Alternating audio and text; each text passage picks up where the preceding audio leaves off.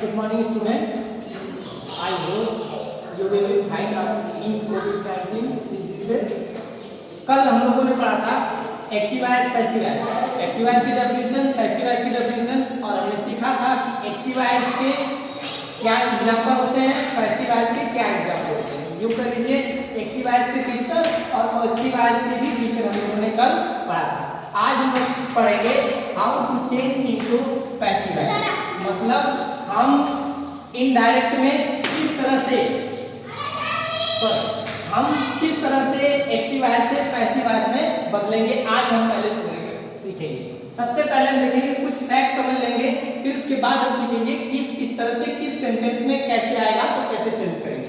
पहले देख लीजिए, पहला दिया गया है इसमें इंपॉर्टेंट फैक्ट में दिया गया है, सम फैक्ट में the object in the active voice become the subject of the passive voice.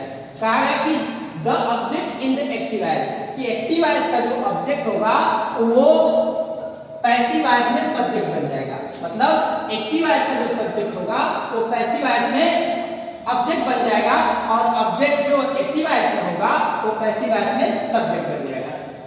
दूसरी बात, the subject in the active voice is mentioned as the agent and it's preceded by the prepositional by, by। ध्यान दीजिएगा, the subject in the active voice, active voice का जो subject होगा is mention as agent and the preceded, मतलब जब passive voice बनाएंगे तो वो किसी का एजेंट बन जाएगा, preceded by the preposition by, मतलब बाय प्रीपोजिशन से के बाद उसे लगाया जाएगा। मतलब फिर से समझ लीजिए कि एक्टिव वॉइस का जो सब्जेक्ट होगा पैसिव वॉइस में जब वो ऑब्जेक्ट बनेगा तो बाय के बाद ही आएगा, उससे पहले नहीं आएगा। तीसरा देखते हैं, the tense of the verb does not change but its forms change। जो एक्टिव वॉइस होगा उस एक्टिव वॉइस का टेंस में हम टेंस के वर्ब में परिवर्तन नहीं करते हैं, मतलब टेंस को हम दूसरे टेंस से परिवर्तित नहीं करते हैं, लेकिन उसके फॉर्म्स में हम चेंजिंग करेंगे। फोर्थ पॉइंट है, only transitive verbs can be change into the passive voice become they have object. करें कि ओनली ट्रांजिटिव वर्ब, मतलब केवल ट्रांजिटिव वर्ब सकर्मक क्रिया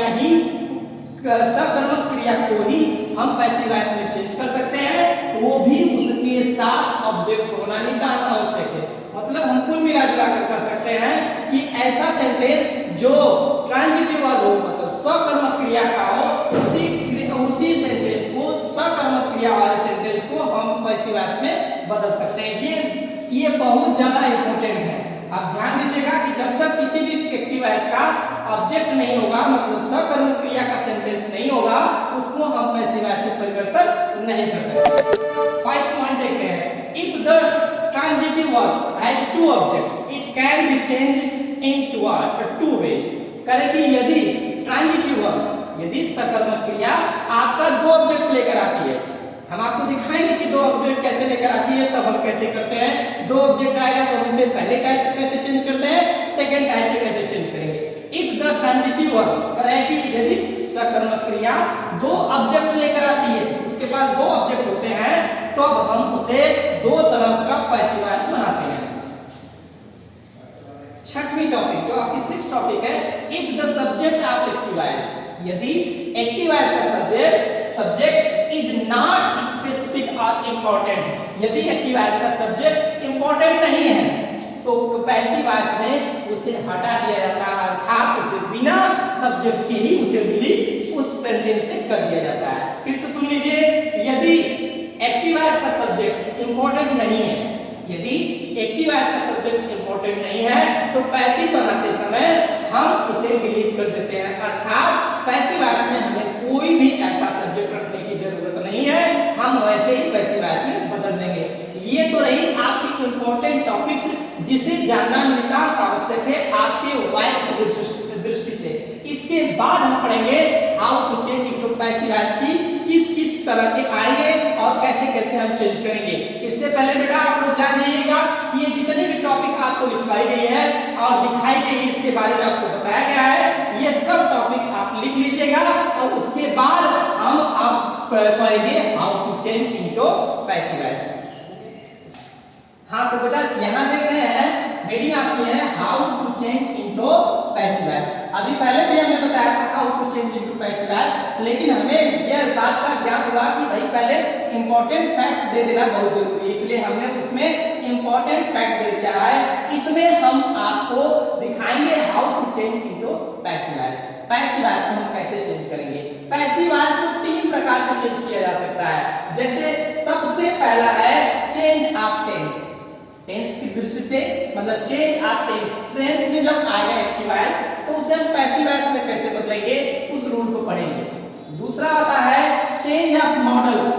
चेंज ऑफ मॉडल, अगर मॉडल एक्सप्रेशन में आता है एक्टिव वॉइस तो हम पैसिव वॉइस में उसे कैसे चेंज करेंगे। तीसरा आपका बचता है इंपरेटिव सेंटेंस। तीसरा आपका आता है इंपरेटिव सेंटेंस। सबसे ज्यादा इंपॉर्टेंट और सबसे ज्यादा पूछा जाने वाला जो क्वेश्चंस होते हैं वो इंपरेटिव सेंटेंस के ही होते हैं। आपको हम इंपरेटिव सेंटेंस सबसे लास्ट में पढ़ाएंगे, मतलब कुल मिला जुलाकर सबसे पहले हम पढ़ाएंगे चेंज ऑफ टेंस, फिर पढ़ाएंगे दूसरी टॉपिक होगी चेंज ऑफ मॉडल एक्सप्रेशन। यहां एक्सप्रेशन कर लीजिए, एक्सप्रेशन मॉडल एक्सप्रेशन, फिर उसके बाद हम पढ़ाएंगे इंपरेटिव सेंटेंस। ठीक है, तो लिए चलते हैं आपको पहली टॉपिक में। पहली टॉपिक आपका है चेंज ऑफ टेंस। यहां आते हैं चेंज ऑफ टेंस। देखिए बेटा जब कभी भी एक्टिव वॉइस का सेंटेंस टेंस में आए, किसमें आए? टेंस में आए, तो उनको पैसिव वॉइस में परिवर्तन करने के लिए निम्न रूल को फॉलो करना पड़ता है। सबसे पहला रूल देखिए, उसके टेबल को पढ़ लेना नितांत आवश्यक है, जिसे आप अपने नोटबुक पे लिखेंगे और साथ में ही याद करेंगे। कुछ चीजें आप याद कर लेंगे तभी आप एक्टिव से पैसिव में बदल देंगे। जैसे यहाँ पे दी गई है हेल्पिंग वर्ब ऑफ टेंस, लेकिन ध्यान है ये टेंस की हेल्पिंग वर्ब नहीं है, बल्कि ये टेंस की हेल्पिंग वर्ब जिसमें एक्टिव वॉइस का है, हम पैसिव वॉइस के टेंस का हेल्पिंग वर्ब है। जैसे देखो टेंस में भी आपको हेल्पिंग वर्ब लिखवाई गई थी। जैसे यहाँ है tense, present tense, past tense और फ्यूचर टेंस। फिर से देखो ये टेंस का कॉलम है, प्रेजेंट टेंस, पास्ट टेंस और फ्यूचर टेंस। आप देखते हैं इसमें present indefinite tense, present continuous tense, present perfect tense और प्रेजेंट परफेक्ट कंटीन्यूअस टेंस। जिस तरह हम टेंस के हेल्पिंग वर्ब को याद किए थे, ठीक उसी तरह इस बार हम टेंस के पैसिव वॉइस के हेल्पिंग वर्ब याद करेंगे। देखो टेंस के प्रेजेंट इंडेफिनिट टेंस में हम आपको टेंस में लिखवाए थे, ध्यान दीजिएगा टेंस में हमने लिखवाया था डू और डज, जिसे आप लोगों ने पढ़ा था, डू और डज। लेकिन यहां पे आपका क्या दिया है? Is, am, are.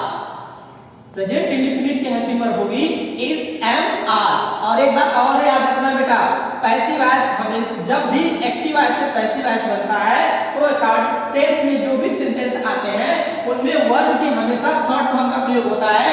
इसलिए हमेशा आपकी जितने भी टॉपिक देखो 1 2 3 4 5 6 7 8 जितने भी आपके लिखवाए गए हैं इन सब में वर्ब की थर्ड फॉर्म का प्रयोग किया गया है। इसीलिए लास्ट में आपके वर्ब की थर्ड फॉर्म का प्रयोग किया गया है और लिखा भी गया है ताकि आपको याद रहे। चलिए देखते हैं फिर से कैसे हम इसे याद करेंगे। प्रेजेंट इंडेफिनिट की हेल्पिंग वर्ब होगी is, am, are plus verb की थर्ड फॉर्म। हमेशा प्रेजेंट इंडेफिनिट की जो हेल्पिंग वर्ब होगी वो क्या होगी? Is, am, are. उसी तरह देखते हैं पास्ट प्रेजेंट कंटीन्यूअस की हेल्पिंग वर्ब होगी is, am, are plus being. फिर से देखो प्रेजेंट कंटीन्यूअस टेंस की हेल्पिंग वर्ब होगी is, am, are plus being. फिर इसमें भी वर्ब की थर्ड फॉर्म लगाई जाती है। फिर देखते हैं प्रेजेंट परफेक्ट टेंस, इसमें हमारी हेल्पिंग वर्ब होती है has plus been, has plus been. फिर वर्ब की कौन सी फॉर्म? थर्ड फॉर्म इसमें भी लगाते हैं। प्रेजेंट परफेक्ट कंटीन्यूअस टेंस, यहाँ पीसी का मतलब है प्रेजेंट परफेक्ट कंटीन्यूअस टेंस में कोई नहीं बदलता है, अर्थात इसमें अगर सेंटेंस एक्टिव वॉइस में आता है तो इसका हम पैसिव वॉइस में परिवर्तन नहीं करते।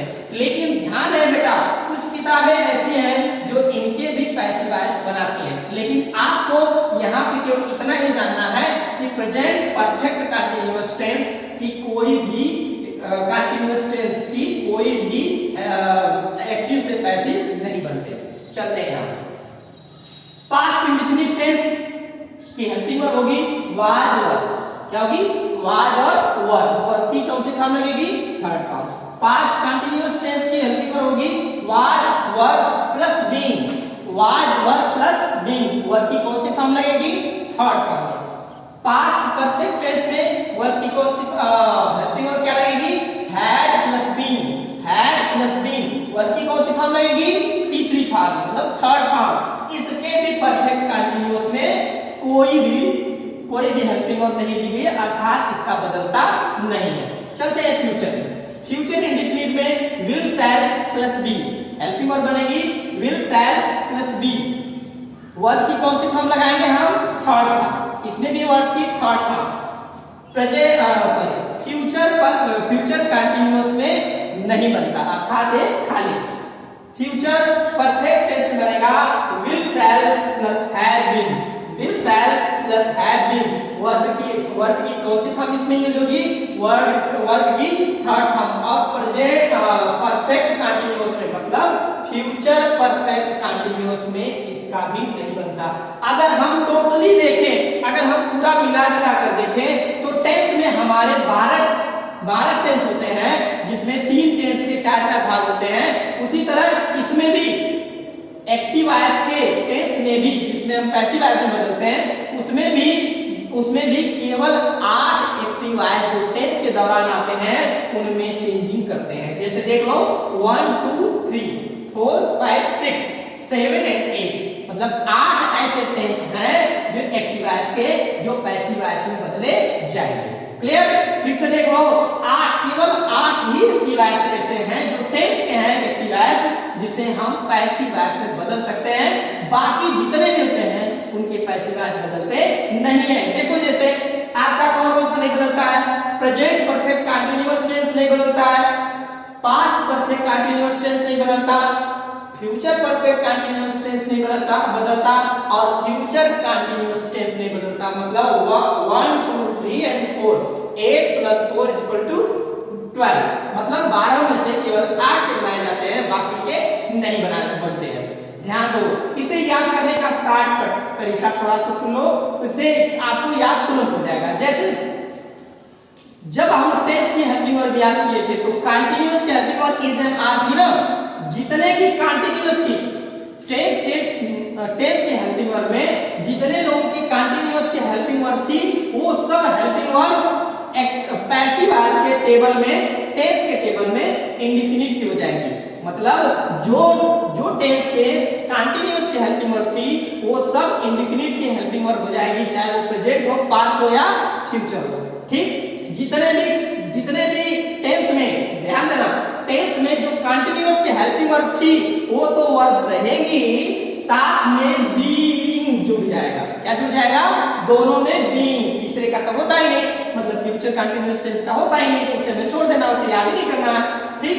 जितने भी कंटीन्यूअस टेंस की हेल्पिंग वर्ब होगी उसमें अगर हम बीइंग जोड़ते हैं तो वो एक्टिव वॉइस के जो पैसिव वॉइस की हेल्पिंग वर्ब होगी वो बन जाएगी। फिर देखते हैं प्रेजेंट, पास्ट और फ्यूचर जितने के भी प्रेजेंट, पास्ट और फ्यूचर की जितने भी परफेक्ट कंटीन्यूअस टेंस की हेल्पिंग वर्ब थी वो सब हेल्पिंग वर्ब रिप्लेस होकर पीछे आ जाएंगी और परफेक्ट के हेल्पिंग वर्ब बन जाएगी। देखो प्रेजेंट परफेक्ट कंटीन्यूअस की हेल्पिंग वर्ब क्या होती थी? हैड, हैव प्लस जी नहीं होती थी ना, हैज बीन, हैव बीन। अब ये किसमें बदल रही है? पैसिव वॉइस में किसमें बदल रही है? परफेक्ट में ही बदल रही है, has been, have been verb की थर्ड फॉर्म।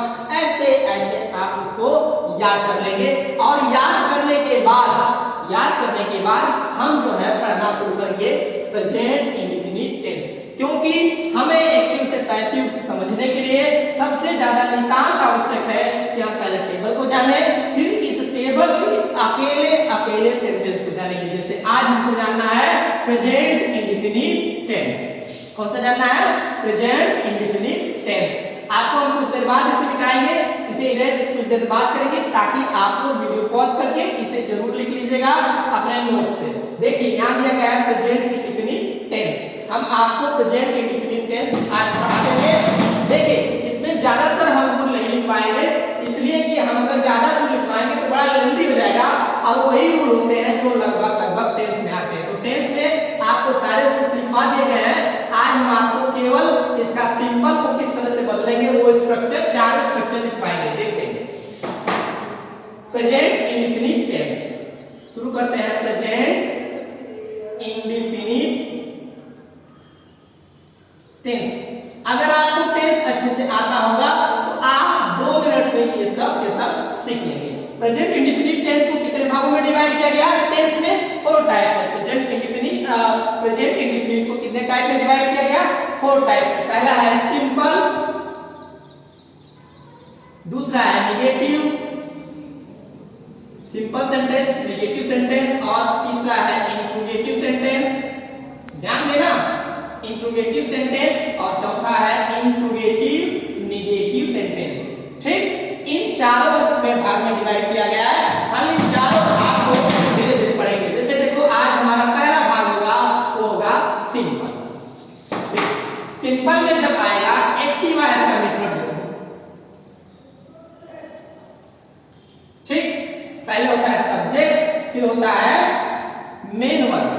मेन वर्ब की फर्स्ट फॉर्म, इसमें es लगता है या s लगता है, फिर हो जाता है ऑब्जेक्ट, फिर होता है etc।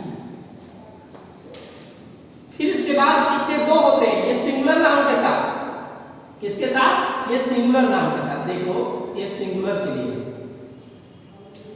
सिंगुलर के लिए, प्लूरल के लिए इसी का देखते हैं। प्लूरल में भी देख लेते हैं मेथड। जो प्लूरल है, ये प्लूरल है, सब्जेक्ट प्लस मेन वर्ब की first form plus object plus etc। ठीक, सब्जेक्ट प्लस मेन वर्ब की first form plus object plus etc। English में बोलेंगे subject plus first form of the main verb plus object plus etc। अब ये तो रहे, मतलब इस टाइप के अगर एक्टिव वॉइस में आते हैं तो हम पैसिव वॉइस में कैसे बदलेंगे? ये देखो, पैसिव का मेथड, पहला मेथड बताते हैं हम। पहले मतलब सिंगुलर के साथ वाला, जो सिंगुलर बनता है, जो सिंगुलर बनेगा उसके लिए कैसे मेथड बनाएंगे? देखिए, पहले यहां देखते हैं मेथड लिख देते हैं। सब्जेक्ट ओल्डेस्ट जो होगा आपका ऑब्जेक्ट बनेगा, plus helping verb, plus helping verb. Helping verb बेटा कौन सी होगी? इफ एम आर, क्योंकि इंडेफिनिट का ही है ना, तो बन जाएगा इफ एम आर होगा इफ, फिर क्या बनेगा? एम, फिर बनेगा are, plus third form of the main verb, third form of the main verb, plus by, क्योंकि हमने पहले बताया था ना प्रीपोजिशन बाई लगेगा, प्लस सब्जेक्ट, प्लस जो होगा सब्जेक्ट, वो पुराना वाला क्या होगा? ऑब्जेक्ट। जो अब ऑब्जेक्ट यहां होगा, यहां उल्टा हो गया, उल्टा हो गया। देखते हैं, ये होगा ऑब्जेक्ट, पुराना वाला क्या होगा? Subject plus etc।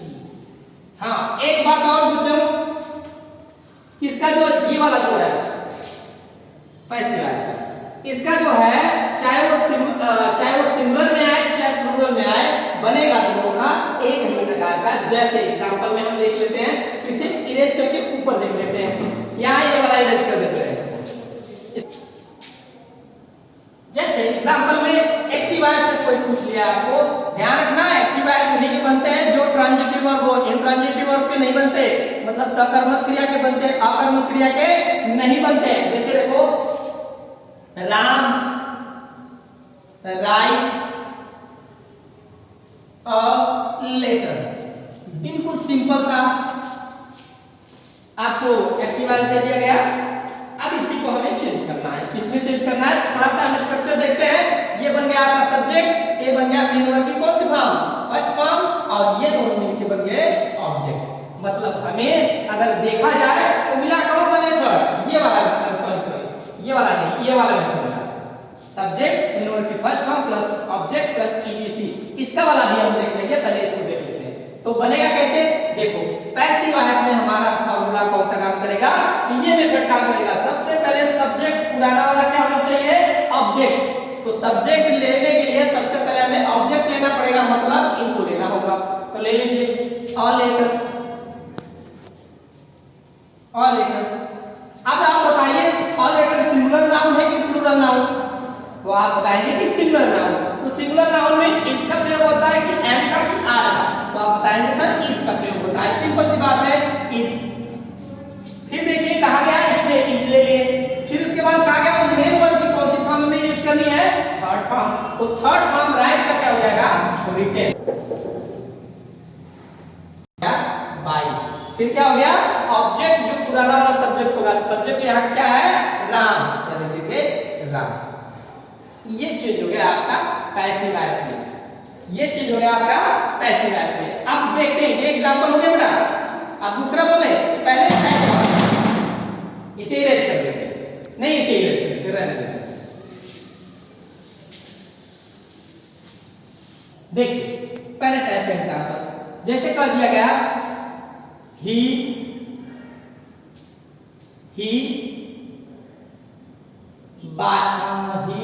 purchases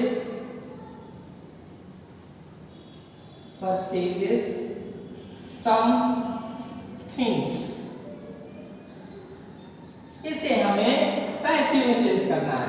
फिर से देखिए हम कैसे इसे चेंज करके पहले पहचानेंगे किसका आया है, purchases something। या हो गया, ये हो गया सब्जेक्ट, ये हो गया मेन वर्ब की फर्स्ट फॉर्म, es या s लगा हुआ है, ये हो गया आपका ऑब्जेक्ट। चेंज करते हैं, देखो some things, यही ना बोल रहा है भाई, पहले पुराना सब्जेक्ट, पुराना वाला क्या होना चाहिए, ऑब्जेक्ट। तो पुराना वाला ऑब्जेक्ट तो यही है ना, तो हमें लेना है सब्जेक्ट बनाना है, तो रख देंगे। फिर उसके बाद हमें लगाना है helping verb, is am are, चाहे इज लगाएंगे, एम लगाएंगे, आर लगाएंगे। इसका निर्धारण कौन करेगा, ये सब्जेक्ट करेगा। और ये सब्जेक्ट सम थिंग्स है, प्लूरल है कि सिंगुलर है, तो कहेगा आप कहेंगे प्लूरल है, इसलिए क्या लगाएंगे हम, आर। ये लग गया आर। फिर उसके बाद परचेज का थर्ड फॉर्म होता है परचेज। क्या होता है, परचेज। आप इसे थर्ड फॉर्म में बदलेंगे तो क्या हो जाएगा, परचेज। फिर उसके बाद मेन वर्ब के थर्ड फॉर्म के बाद किसका प्रयोग होता है, बाय। फिर उसके बाद सब्जेक्ट का प्रयोग होगा, सब्जेक्ट देखो, सब्जेक्ट ऑब्जेक्ट का यूज होगा, जो पुराना वाला क्या होगा, सब्जेक्ट होगा। तो हमारे पुराना सब्जेक्ट क्या है, ही। ध्यान देना बेटा, यहाँ पे कंफ्यूजन मत करिएगा। ही है तो आपको केस लिखवाया गया होगा, केस में नॉमिनेटिव केस पे अगर ही रहता है, पॉसेसिव केस में ही हो जाता है, और ऑब्जेक्टिव केस में ही हो जाता है। तो यहाँ देखो प्लेस इसका चेंज हुआ, तो ये प्लेस में जाएगा ऑब्जेक्टिव केस पे, तो ये सब्जेक्टिव है या नॉमिनेटिव है, ये पॉसेसिव है और ये ऑब्जेक्टिव है। तो केस कौन सा मिलेगा हमें, ऑब्जेक्टिव का। हम वापस लेकर जाएंगे और से रख देंगे क्या, हिम।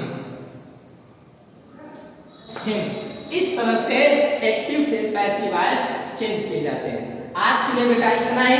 आप लोग जो है इसका सिंपल के बाद नेगेटिव, इंट्रोगेटिव और इंट्रोगेटिव सेंटेंस सेम इसी फॉर्मेट में बनेगा, जो ये फार्मूला है, इसी फार्मूला को बस इधर उधर कर देंगे, बन जाएगा। अगर नहीं बनता है आपसे तो आप कमेंट करिएगा, हम दोबारा अगली वाली वीडियो में हम इंडेफिनिट की पूरी चीजें आपको लेकर आएंगे। आज के लिए बस इतना ही, दैट्स ऑल।